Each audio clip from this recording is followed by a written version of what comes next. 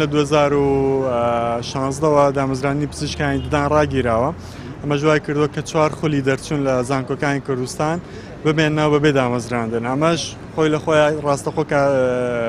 کاریگەریە بێت لەسەر ئەوەی کە ئەو پزیشکە دوای دەرچوونی پێویستە قۆناغی مەشقکاری وە پلەبەندی تەواو بکە کە ئەو قۆناغانە تێناپەڕێنی ناتوانی ببیە پزیشکی ممارس شارەزا کە کلینیکی تایبەتی خۆت هەبێ کە نەتوانین کلینیکی تایبەتی خۆت دەبێتەوە لە هەمان کات لە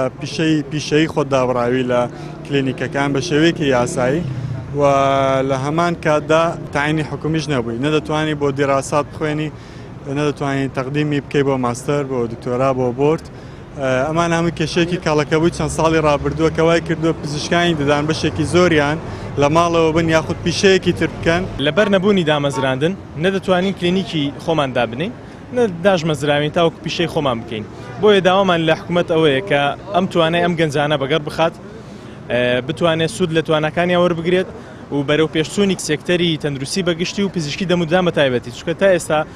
لە مجەمەع حکومیەکان هەر هاوڵاتی بچێت لەوانەیە بۆ 5 بۆ 6 مانگ موعیدی بۆ دابنێن بۆ چارەسەرێکی زۆر ئاسایی کە ئەمە لەگەڵ هەبوونی ئەم ڕێژەی دەرچوونە و نەبوونی هەلی کار بۆیان کەڵەکەبوونە و پێویستە سوود لە توانەکانیان وەربگیرێ و جیاکاریەک هەیە